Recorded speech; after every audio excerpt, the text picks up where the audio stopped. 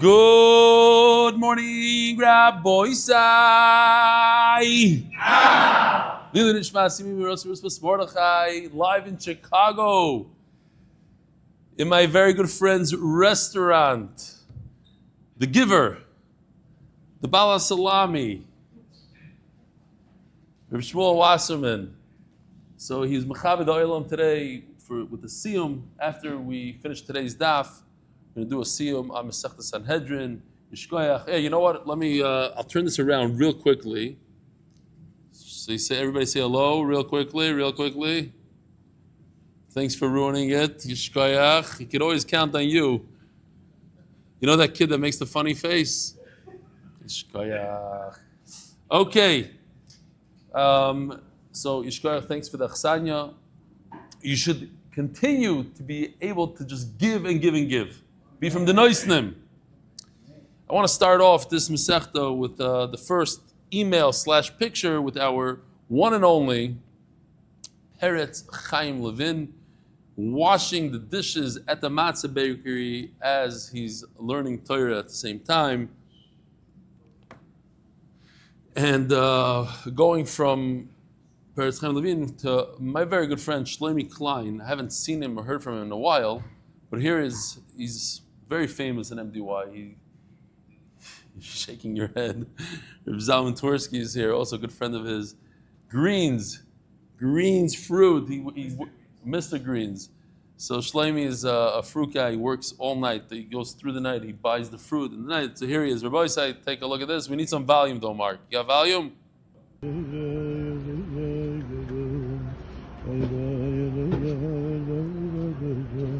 What's the latest? He's wearing MDY yarmulke, Rabbi say, and he always does. Masechta Sanhedrin tomorrow starts Makkos. Never too late. No, As the Chaps Makkos in Stub, kannst lernen a bissel Makkos echet. We have Mara here for you also. We can have an all-inclusive Makkos and Mara all together. The way it works is Benji Stock is a tzaddik. He gives tons of people coupons. They come into the store. We treat them like a regular customer. And we're proud to support chavrisa Simcha Yisrael. This pushka goes to chavrisa Simcha Yisrael. Every 4 or 5 months, it's a huge pushka. We empty it. We've given him over the last 20 years, we've given him probably at this point tens of thousands of dollars out of this pushka in nickels, dimes, quarters, and pennies. Join the daf. Join MDY.com. Join DafYomi.com. It's the right time of the year. Kaparayin. It's only 23 blot. You get it done. First time I made him a siyum on Masechta, I was 42 years old. Join DafYomi.com. Never too old to do it, and it'll change your life. I met Shlomi during COVID. He was in the hospital. He thought he's going to die. He's one of those guys that was like, teetering between life and death. And he found the daf, and he was doing the daf, and he made his first siyum. Then he's been a huge part of MDY since then. So Yishkoyach, Shlomi. What else do we have? This is, Rabbi said we have siyum coming in. This is the siyum in Manchester. This is the siyum in Toronto, the high-class meal that they do. This is them in Toronto. This is the siyum in Borough Park. It's a huge siyum. This is in Albany, Rabbi said, in Albany, New York. From all places, unbelievable. Monsey, MDY Monsey, Kol HaKavod. This is from Borough Park. Yisroel Goldstein and Eli Dykman. Rabbi say, Nisan Gens, the one from the fire. Before the fire, he put this out. This beautiful calendar. It was actually on the back of Mishpacha magazine or Ami magazine, one of those. And he says that anybody could go to mdydaf.com. What else did I want to tell the Olam? Yeah, it's never too late to grab another guy before Yontif. We have a few available Gemars, only a few. We shipped out. In Eretz Yisrael, 1,600 people joined. In America, over 2,500 people joined. That's a total of 4,000 people plus. And we need more. Makkos is a short Masechta. Let's get them going. All right, what else? Let me just see, make sure I have it all covered. Let me just read this real quickly because this guy is a powerhouse in Eretz Yisrael. His name is Yaakov Shafnes, and he did the siyum over there in Eretz Yisrael.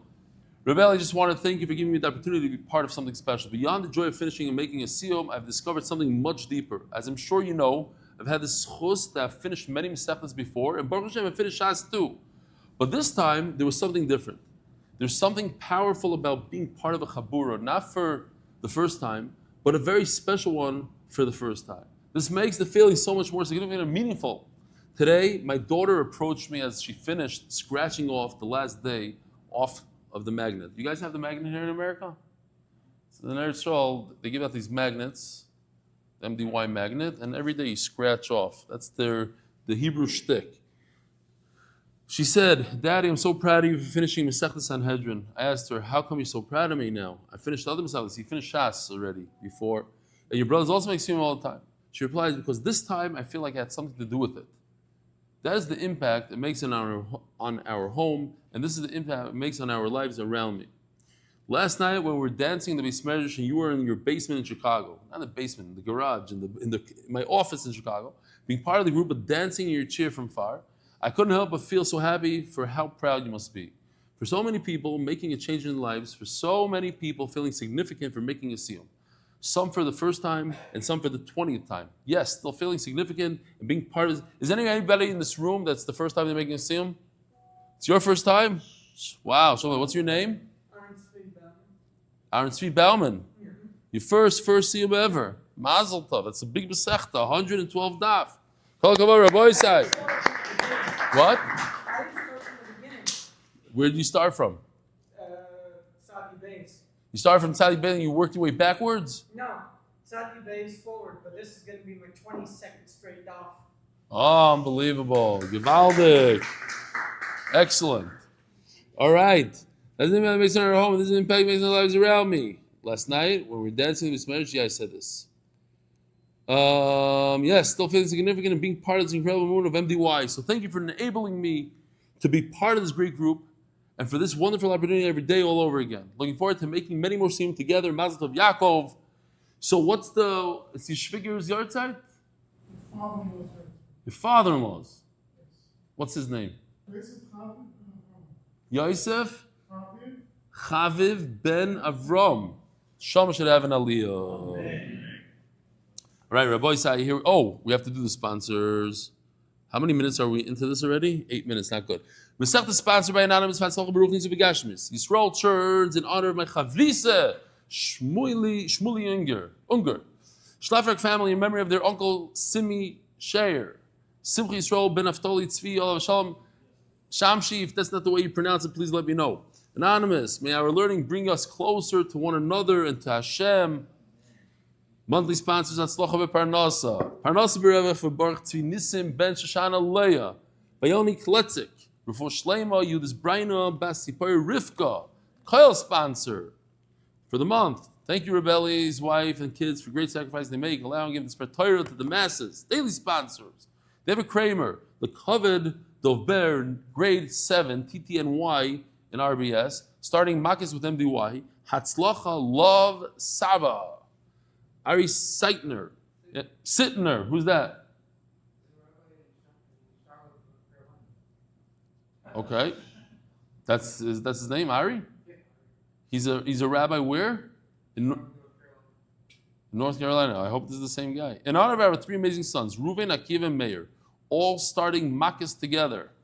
Yvaldik. Huh? That's right. Instead of Bloomington, you're right. It's pagan tension. In honor from Gibraltar. In honor of the MDY Gibraltar Chabura, the dedicated AMB, David Belilo and NJH on his birthday yesterday. There's a lot of Roshi Tevis over here. Dedicated AMB, David Belilo and NJH on his birthday yesterday.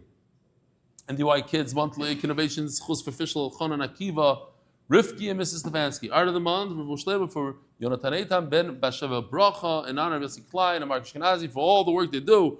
Rabbi Isai, we're holding on the bottom of Daf Beis, Amud Beis. 3 lines from the bottom. So we brought there's 4 cases that are an exception to the rule. The rule is that if Eidim testify falsely and they accuse somebody of something, and we find out that they're false Eidim, so whatever they try to do to that someone, we do to them. But there's 4 exceptions to the rule, and Rabbi Akiva says there's a 5th one. And that is that if the Eidim admit on their own that they are Eidim Zayimim, they don't have to pay. Shomer Rebbe Akiva Amru. My time of the Rebbe Akiva. Why is it that they don't have to pay? Because he holds that the whole concept of hazama is not a payment. There's no real payment going on here. Nobody lost money. They wanted somebody to lose money. The fact that they have to pay, that's a penalty. We have the famous rule of, what's the rule, Rabbi Zay? Moide b'knas potter. If a person admits before he has to pay the penalty, then he doesn't have to pay. It's absolved of the penalty. What's a good example of a penalty? Let's say kefil, when a ganav has to pay double for what he stole, that's a penalty. He should pay once. Double is a penalty. It's a knas. Omar Rabba Teda, I'll prove it to you. Sharei Osumaisa. These Eidim didn't take any action. They didn't do anything. They just spoke. V'neherogim, and they get killed over that. Umeshalmim, and they pay. Omar Rav Nachman Teda, and I'll prove it, says Rav Nachman. Sharei Momim biyad bailim. Where's the money right now? In the original owner's hand. Nobody lost money. Umeshalmim. By the way, very interesting.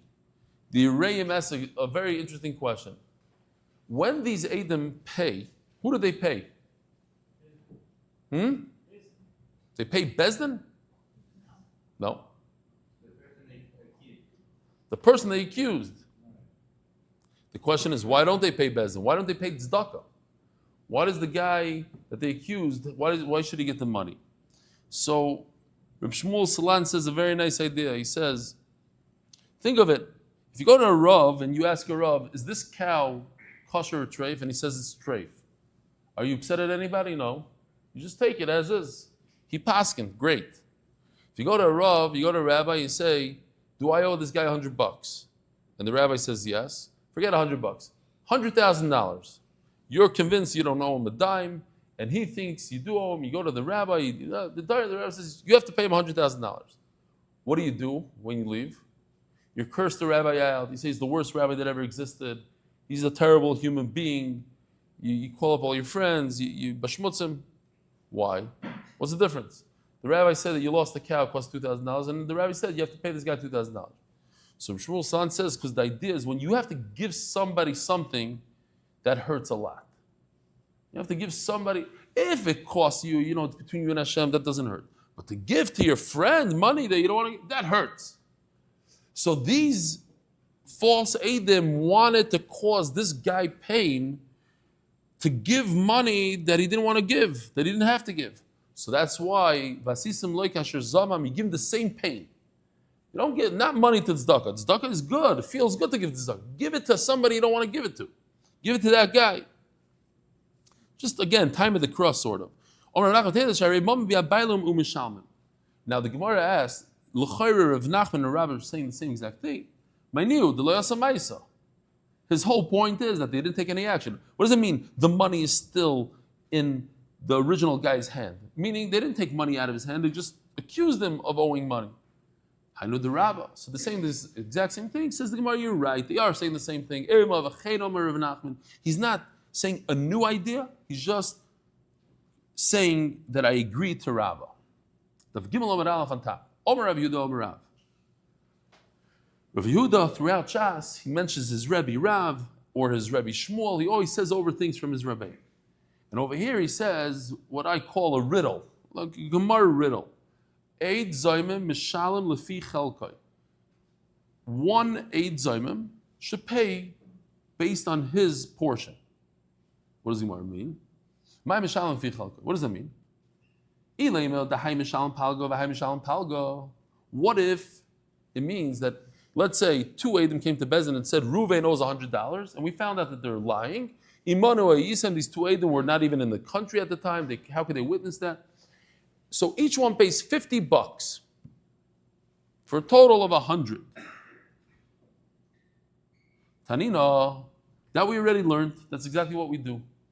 If two Eidim together try to force somebody to pay $100 against his will, which is a lie, they both pay 50-50 for a total of 100.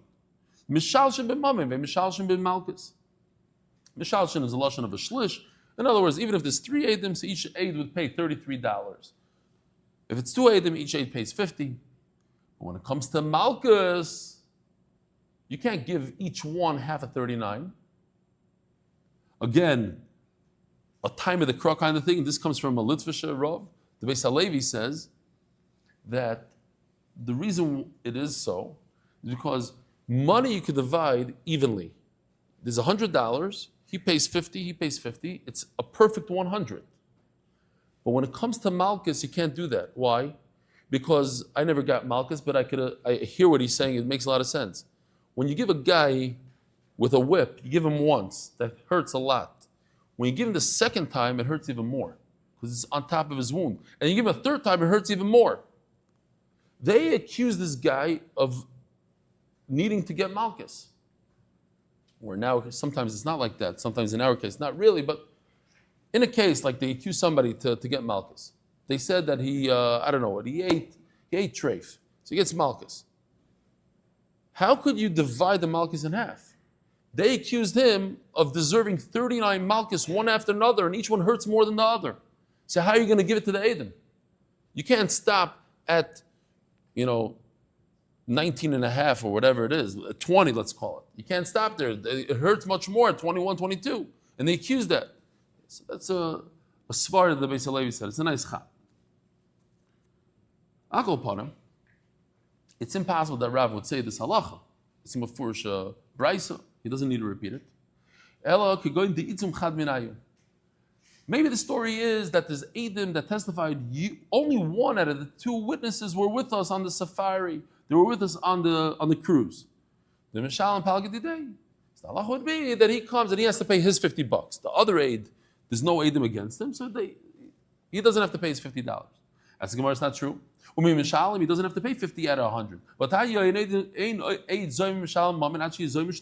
the only time you pay anything is if both Eidim are Eidim Zayim. If one of them is Eid Zayim, here's another halach. We just learned another halach in Eidim Zayim. You need both of them to be Zayimim in order for any of them to pay at all. Omar Rava, Ba'omer Eidus Sheker Hiyati.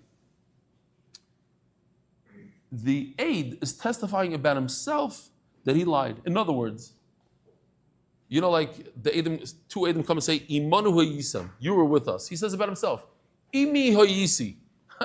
I wasn't even in this country when I testified that I saw Ruvain owes Shimon $100. I wasn't even in the country. He comes to Bez and says, I lied. I was on a cruise. So Mela, he has to pay his share. It's impossible. Once Eidim come along and they say that they saw a certain thing, they can't come back to Bez and say, no, we didn't see it. It's the law. Once there's a Haggadah, once there's a testimony, you can't take the testimony back.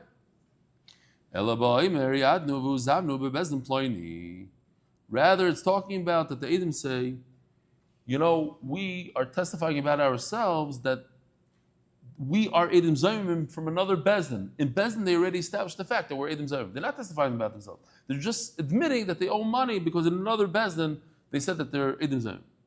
Says Gemara, command like Rabbi Kiva, this doesn't go according to Rabbi Kiva, and that's a problem. Because usually the halacha is like Rabbi Kiva, and we want the halacha to be like Rabbi Kiva. You want to fit in with Rabbi Kiva, you don't want to go against Rabbi Kiva. Diki Rabbi Kiva, Omar, Afenim Shalma Piatzma. Rabbi Kiva, we just learned 3 lines from the bottom, we repeated from yesterday. That's one of the things Rabbi Kiva says, that an Eid Zoymim who admits that he's chayiv money from another bezdin, he doesn't have to pay. We said it's a knas, and Moedim Knas Potter, etc.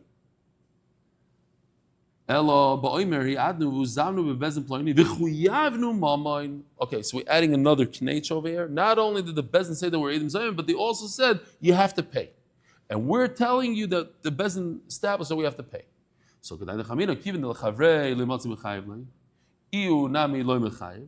I would think, since he can't force his friend to pay, so he himself shouldn't have to pay. Kamash malon, that he does have to pay. It's interesting. What if somebody says a story about himself which involves another person? Stop. Halacha, I'm asking you halacha in Shmiras Halashon. You say over a story, it was a bad story. Me and Dovi, my friend, we broke into somebody's house and we stole a bunch of stuff. Are you allowed to believe his half and not the other half, or you're not allowed to believe anything? What do you guys say? Similar to our sugi over here. Over here, we believe him on his half. We can't believe about his friend. Huh? What do you say? Anybody? Chavetz Chaim says you're allowed to believe him on his part, but not on his friend. Okay? Yeah, you could believe a person about himself, but you can't believe the Lashon Hara he's saying in somebody else. Here.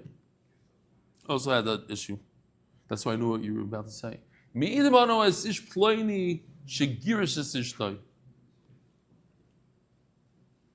Says the Mishnah, brand new Mishnah.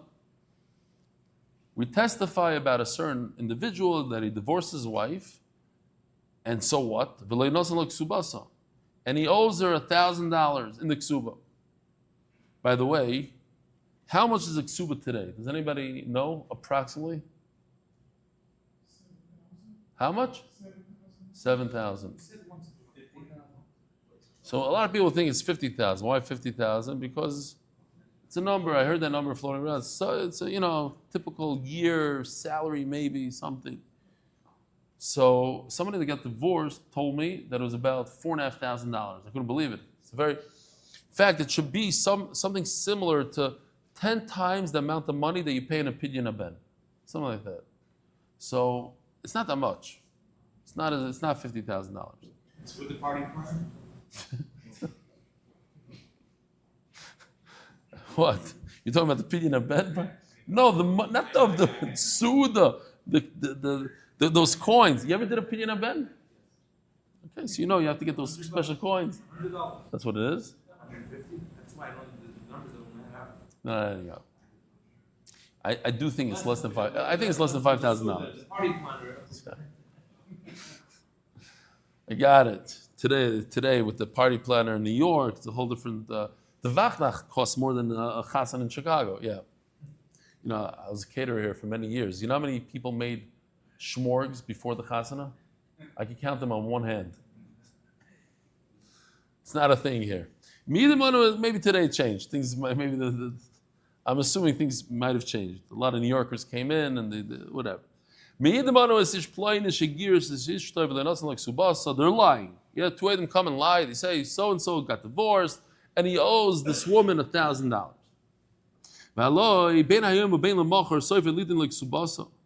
On the one hand, eventually this guy, if he dies or divorces his wife, he's going to have to pay the ksuba. Now, it's not so true, right? What if she dies? So first we have to estimate how much a person is willing to buy off her ksuba. There's a market for it. People buy insurance policies. People buy ksubas. She might get it. She might get divorced one day. Her husband might die. So he buys a ksuba. How much is it worth?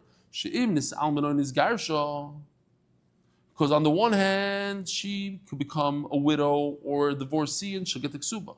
On the other hand, the mesa, but what if she dies first? Yerusheno bala. Yeah? So, here's what's going on. What do you think? How much should a person pay? How much should these Eidim pay? You have a ksuba. Let's say the ksuba is worth $1,000. If the husband dies, she'll get $1,000. The Eidim are saying today that he divorced his wife, he should pay $1,000. So how much do they have to pay? How much damage? We have to think about how much damage did these Eidim want to cause. Let's say he would have to pay up the ksuba today. How much did he lose? $1,000. How much people willing to pay? Say how much people willing Oh, to pay for the hold on. I like what he's saying. I already hear what he's saying. What are you saying? Oh. You should really pay the difference between the full ksuba and the option, he said, nice word, the option of whatever it's worth today. So the husband today is willing to pay on $1,000 ksuba, maybe he'll pay $400 for it today, so that he doesn't have to pay the $1,000 later. So therefore, if that's the case, he should pay the difference between the 400 and the 1,000, which is $600. That's how much money they wanted the husband to lose. That's why the somebody's over there. Okay, so let's see inside. There's two possibilities here.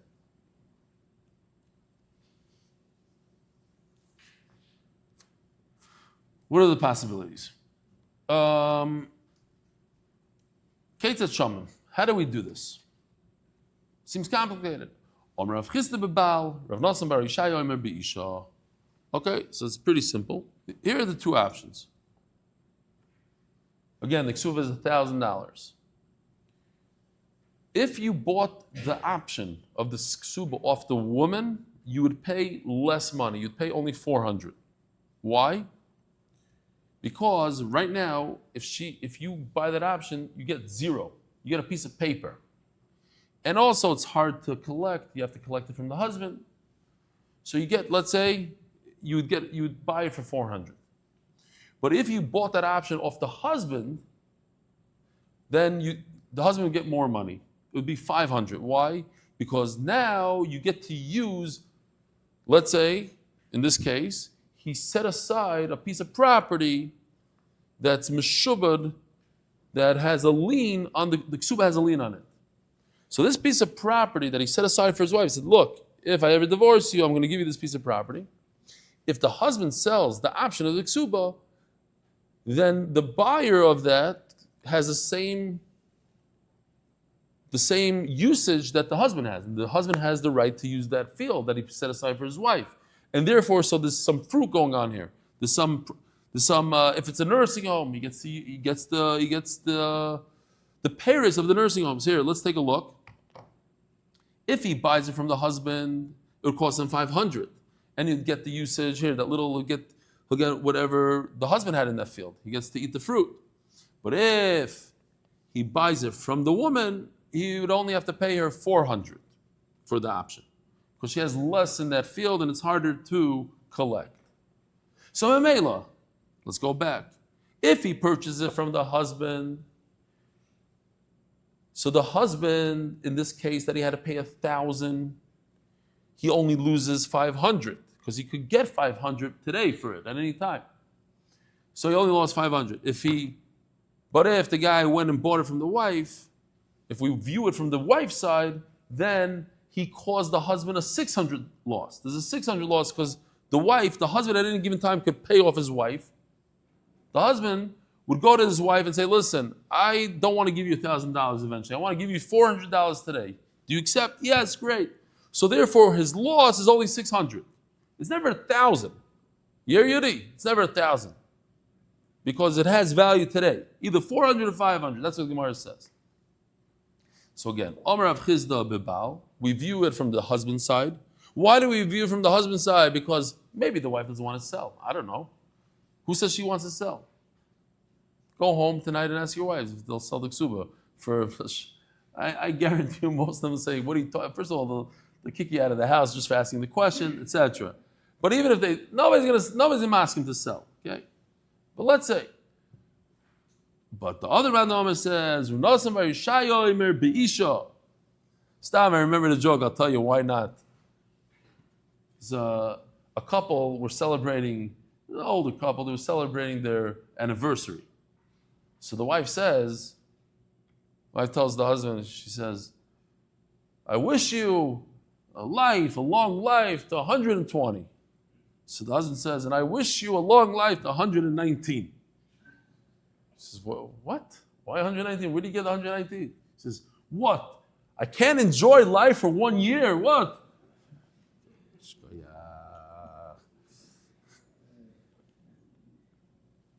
I want to enjoy my life for 1 year, from 119 to 120. Something. Huh? Yeah, and also gain the ksuba. Exactly. Oh, he'll gain a monetary gain. Oh, Oh, Alfie. Zog the Gemara. Omer Papa Beisha ubiksubasa. So we have two shittas. First of all, how much money, we're talking about how much money is this ksuba worth now, and how much money did the Adam that lied and said that the husband owes the ksuba today, how much do they want to cause, what kind of damage do they want to cause? You said, either we go with how much the woman is willing to sell it for and how much the husband is willing to sell it for, or what the market dictates. If you buy from the woman, it's worth 400, you buy from the husband, it's worth 500. Says, Omar Rav Papa, Beisha ubiksubasa. He doesn't add anything. He doesn't argue Rav Nosson. He just says, Rav Nosson says we go by the woman and the woman is 400. I say ubiksubasa also. In other words, it has to be only nichsei tzoyim barzel. I don't even know if we have tzoyim barzel here, but we definitely have nichsei milug. So nichsei milug, in other words, this is what's not included.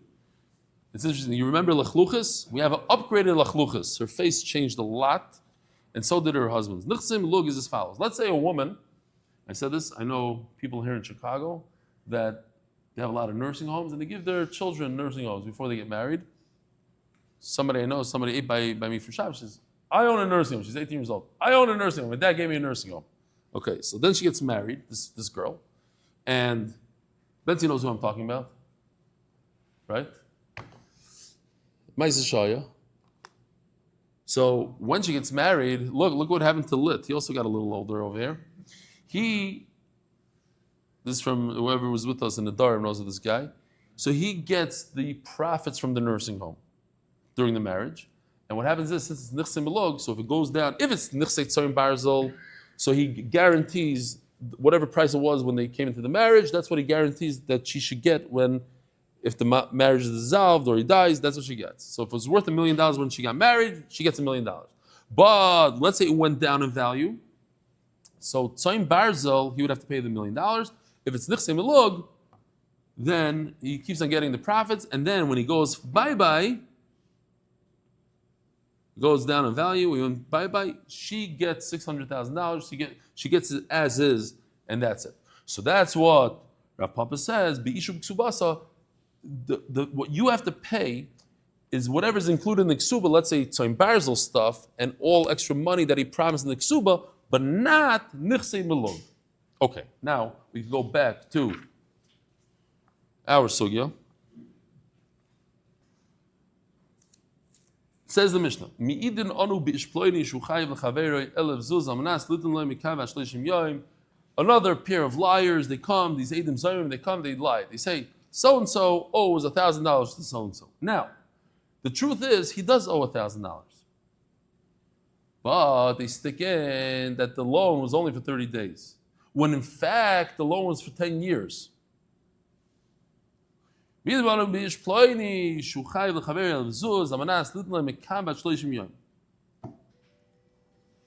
30 days. You have to pay back in 30 days. But the guy that took the loan, the loiva, the borrower says, no. What 30 days? 10 years. How much would a person be willing to have this $1,000? I don't know. I think if you put it in the S&P, the S&P 500 probably almost triples itself, no, in 10 years. No? Pays interest, it's more than double. So. But Kitzer, it's worth something. It's worth a lot more than 30 days. So whatever that difference is, wow. If it really doubles, they would have to pay that double. That's what the Gemara says. Omer Rav Yehuda Omer Shmuel. Hamalvez chaveroi lesser shonim shvius misham tosei. It's expensive. You gotta get the door. I need that wine. Omer Rav Yehuda Omer Shmuel Hamalvez chaveroi lesser shonim shvius misham tosei. So we have the pasuk here. V'zed dvar hashmita shamoit kimtzara nebenzi kimtzara. So we know that if you have a loan and Shemitah comes, Shemitah Midaraisa erases the loan. It's gone. says in the pasuk, Zedar Shmita Shamoit. It erases, it does Shmita to your loan, called Bamash Yodei Ashiyash B'Reyu. And this is important because at the end of the pasuk it says, Lo Yigois Es Reyeyu. You cannot press your friend. You can't press him for money. So therefore, says Shmuel, interesting. I just noticed it now. On the top of the Amud it says Omer Rav Yudah Omer Rav. Rav Yudah said it in the name of his Rebbe Rav, and I said over there. And look at the bottom of the Amud, Omer Shmuel, Omer Rav Yudah Omer Shmuel. Now Rav Yudah says in the name of his other Rebbe Shmuel. Great. On the same page we have both. So he says a very interesting halacha. If I lend money to somebody for 10 years, within 10 years there's going to be a Shemitah, because Shemitah is every 7 years. So obviously there's going to be a Shemitah. Anyway you cut it, there's going to be a Shemitah somewhere in there, and it's going to erase the loan. Therefore, Daf Gimel Amud Beis.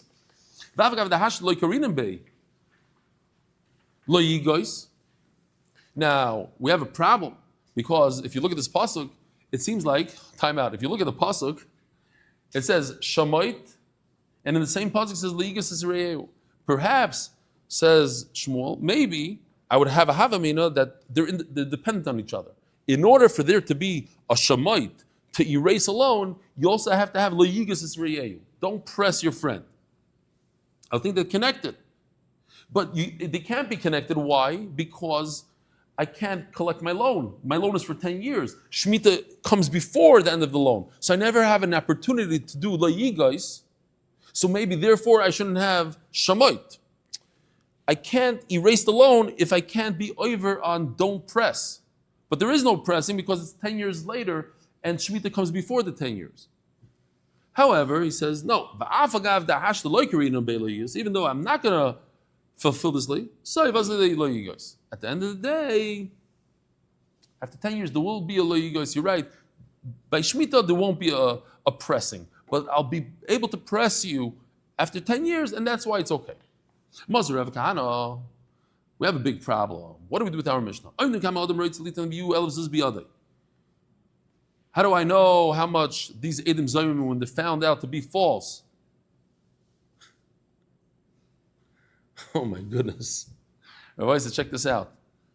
Yisroel Goldstein's car, Daf MDY, is full of Nissan Gans's magnets. He drives around Baruch, I guess you could just grab one off and do the Daf with him. It's geschmack.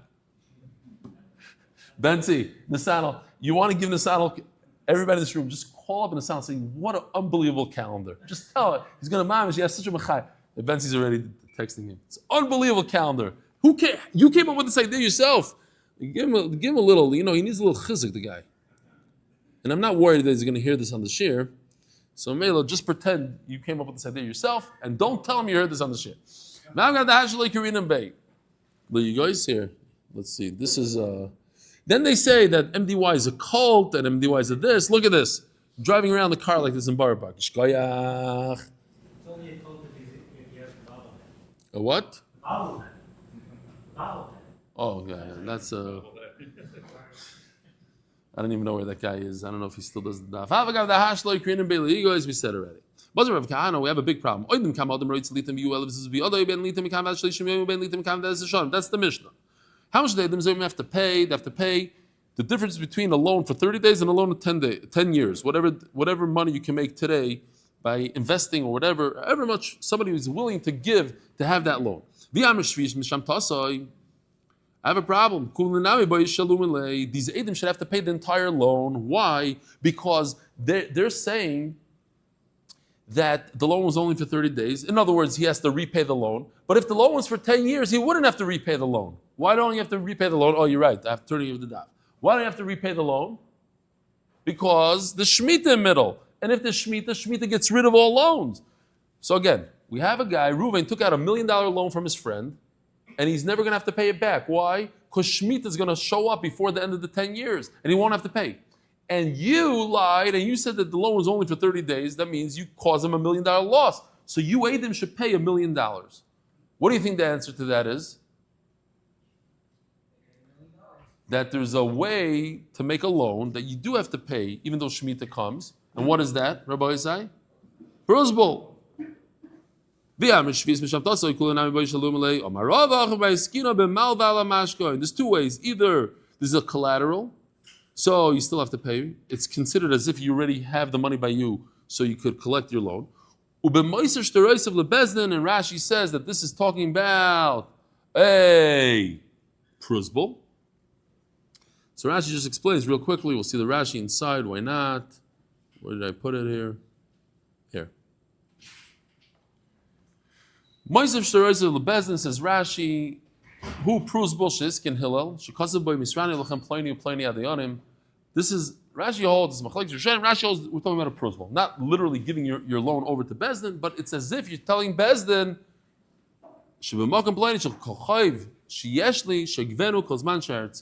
you could collect this loan anytime you want. So when you give it to Bezdin, it's not you collecting, it's Bezdin collecting, and that's okay.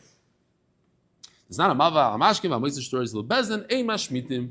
If you loan somebody and you take a collateral, then shmita doesn't absolve the loan. Amazing stories of Bezdin. Same thing if you give your start to Bezdin, or what we do today, a prusbul. Rashi says it's what we do today.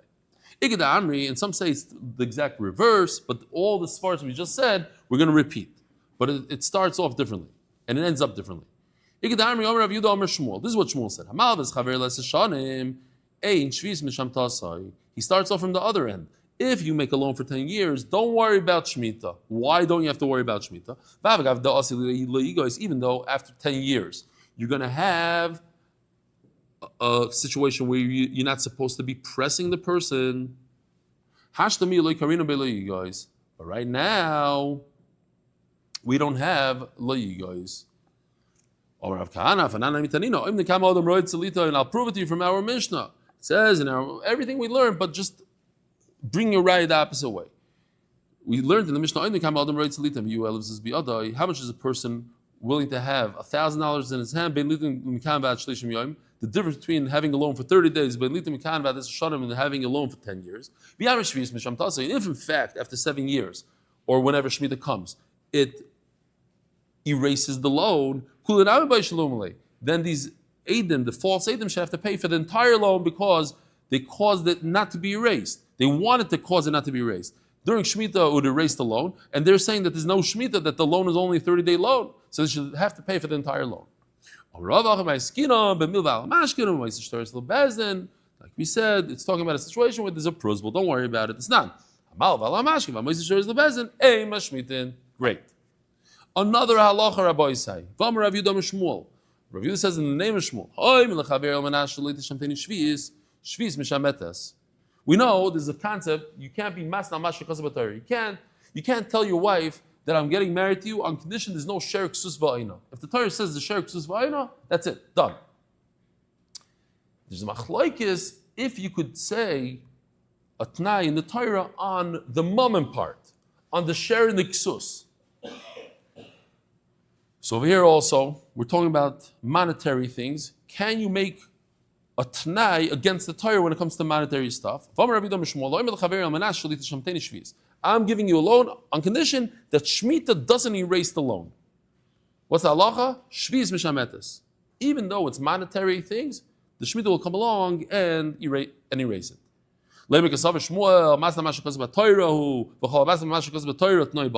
Everybody agrees to this, that you can't make a condition against the Torah. The machlokes again is where? On a mammon thing, on a monetary thing. So maybe Shmuel holds that even a monetary thing, you cannot make a t'nai against the Torah. We learned not oina of husband and wife. Oina means you're not allowed to charge more than a sixth. Yeah, so there's 3 stages. If it's less than a sixth, it's a good mekach. If it's more than a sixth, it's bottle. If it's exactly a sixth, then the mekach is kayim and you have to pay the difference. But let's say I go and I buy, I buy a car for my friend. And he charges me a sixth more than the market, and he tells me, I'm charging you more than a sixth, and this is how we're going to do the deal. You want it, take it. You don't want it, don't take it. Could you do that? Now, the truth is, we have a halacha called anything in mammonis, you can make any deal you want. So the Gemara says like this. Rav Omer Yeshle Olavayna. there's no such thing as making a tnai. There's no ina. There is ina. Ushmuel omer ein lo yelav ina. And Shmuel says there's no ina. So over here, Shmuel's saying the opposite of what we thought he said. A second ago, we said that Shmuel says you can't make a tnai against the Torah. And over here it says you could make a tnai against the Torah. No, Idmar lo, we explained it. Omer Ravana, and didn't farshly minei the Shmuel. I heard it from Shmuel's mouth. If I just say I'm doing this deal with you on condition that you don't take that you'll pay me a sixth more, it's not a problem. But if I say this shouldn't be the halacha of the Torah, hariyesh bayna. You hear? If I say I can charge you whatever I want. You want this bottle of water? Give me $1 million. Give me $1 million. It's your problem. Give me $1 million. In other words, you're moichel me. I'm telling you on condition that you're moichel me. You're moichel me? Yes. Okay. So then we can do any deal we want. But if I say on condition that the halach of the Torah doesn't exist, that I can't do. I can't erase a halach in the Torah. And Memela and our sugya the same thing.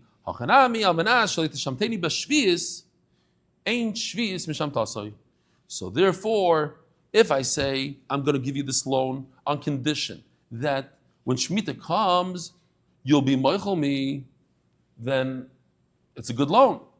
Shemitah won't erase the loan. But if I say I don't want the halacha of the Torah to exist, then Shvius Misham Tasai, I can't get rid of a halacha in the Torah. I can be moichel somebody, but I can't say get rid of the Torah. Turning to the daf. Sponsored by our global one-stop shop for all your financial needs. Innovations LLC in honor of our sons Kamel 12 and Yisroel 9 for learning Sanhedrin with Reb Eli. In honor of our global and innovations, true role models of how to support the daf and learning Yishur Koyach. Now we go back to our sugya. Okay, now we're going into some side halachas, not so connected to our Masechta. If you give your friend a loan and you don't tell him, you don't stipulate how long the loan is for, it has to be at least for 30 days. So the Rav Lememar, he thought to say, that's because he took the time to write out a document, the Leah over the cost of shtar, but if it's a verbal loan, you don't have the 30-day minimum. So Rav says, this is what my beloved said.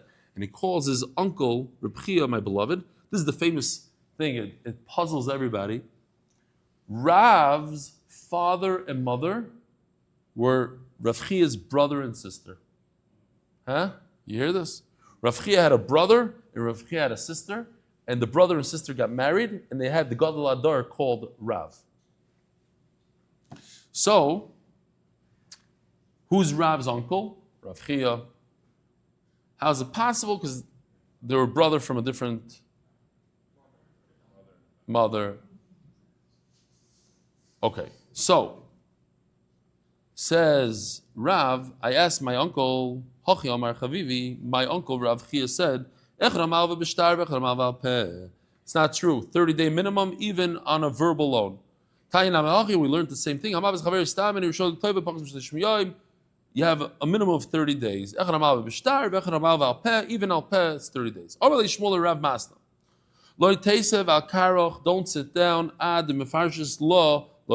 need you to explain to me what we just said.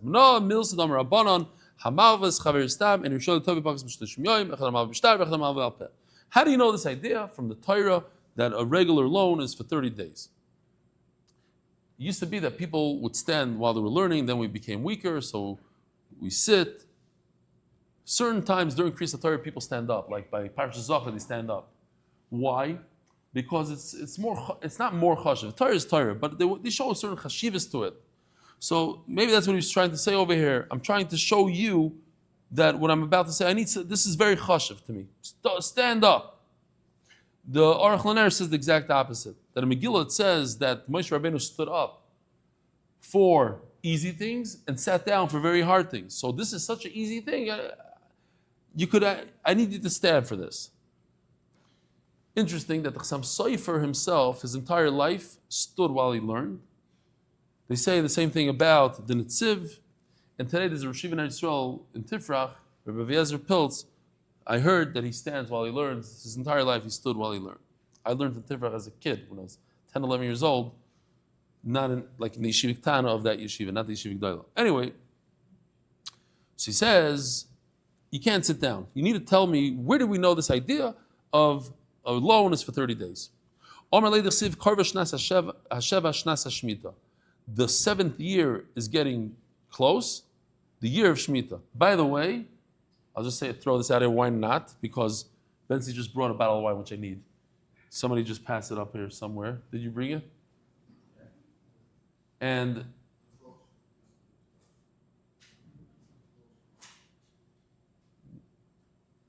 give it to Reb Zalman. Reb Zalman, you pass it to me. So, no, open it. Yeah, open it. Shkoyach. So, I'm just saying because in Eretz Yisrael, in the past few months, somebody bought me this bottle of wine. It's called Trump. It's very good. It looks great. Sagot Trump. The problem is, Americans come to Eretz Yisrael, they don't realize they have to check the bottle, see if it's Shemitah year or not. Because at the Mechira, this, that, not everybody drinks it. So I have a couple of bottles. If anybody drinks at the Mechira, come to me. I'll give you some Trump wine and some other stuff. Anyway, so any day Shishnas Shemitah, it says like this. Karva Shnasa Sheva. What's Shnasa Sheva? The Shemitah year. And then the Torah says Shnasa Shemitah. Shkoyach. Okay. This is the year of Shemitah. We just said Sheva. Sheva means Shemitah. So why do you have to call it Shemitah? It's double lashon. I know. Why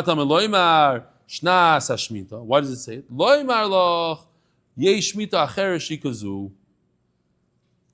There's something else.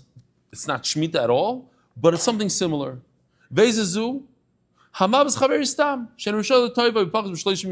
Interesting. The Torah calls it Shemitah. In other words, just like Shemitah erases a loan, so for the first 30 days of a loan, it's erased. Don't even bother to collect that loan during the first 30 days. Treat it like Shemitah. Zog Gemara. We said,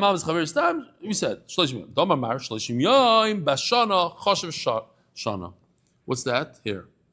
The first 3 years of a tree, the tree is arla, it's usher to have any benefit from the fruit, from the tree.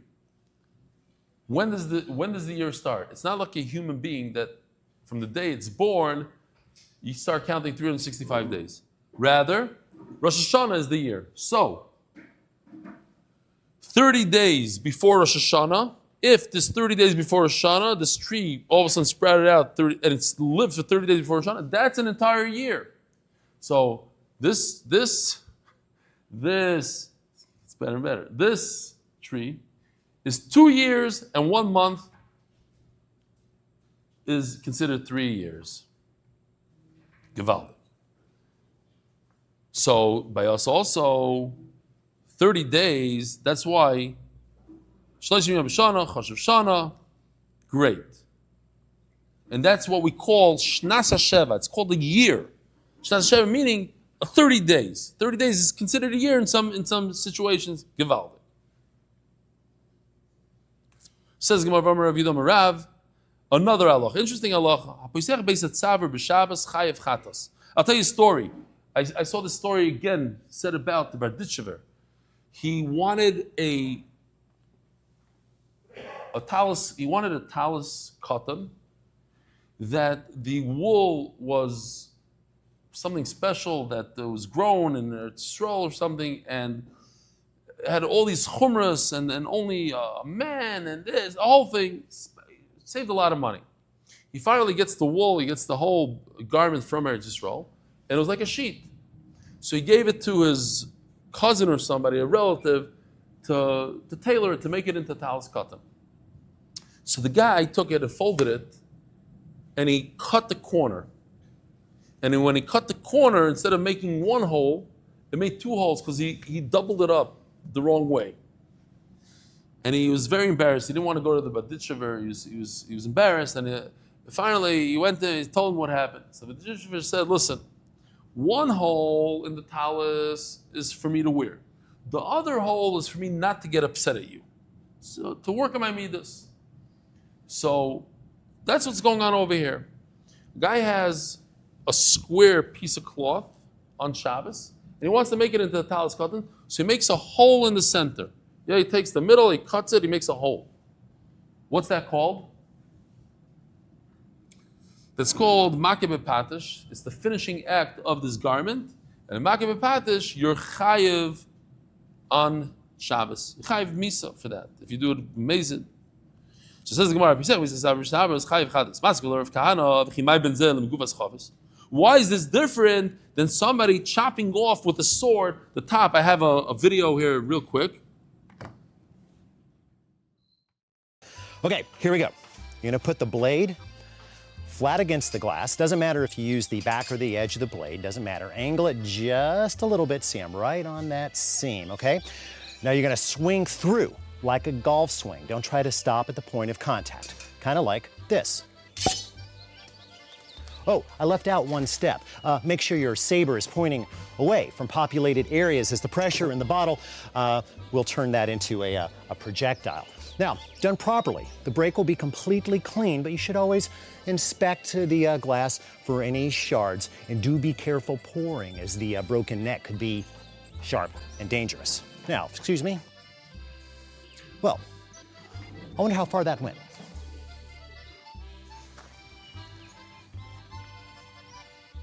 There it is. I'm gonna call that 20 feet. It's a new record for me. Of course, you're never gonna want to leave that kind of thing just laying around. That is broken glass, but whatever. Okay, I went 20 feet. He's all proud of himself. You're never gonna do this, right? Right. Gewaldig. Wow, it's almost the hour over here. So anyway, we said this. So what's the difference if you open up a bottle? You're also creating an opening. Omar Lei, and this is the shayla that we have on Shabbos, opening up soda bottles and things like that. Omar Lei, zechibur v'zein chibur. The bottle, the barrel was once open and you cover it. Today, you're right, it looks like one piece, but it used to be open. Over here, it was never open. By creating that opening, you are in fact creating something new, and that's Issa Deraisa. Should we start the sugya? Because I have a little bit of a thing here. Let's try it out, even though we're going a little into an hour over here. Let's just do it quickly. We'll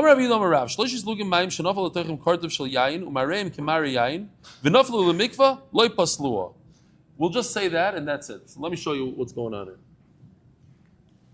Let's pretend this is a mikvah, okay? You need this much water to make the mikvah kosher. You need 40 saw. Now, as you can see, you don't have 40 saw. You need rainwater. If you take water out of the sink, it makes, and you put it in here. So let's say you have 3 lug of sink water. This is sink water, this is rainwater. You take the 3 lug of sink water, you go like this.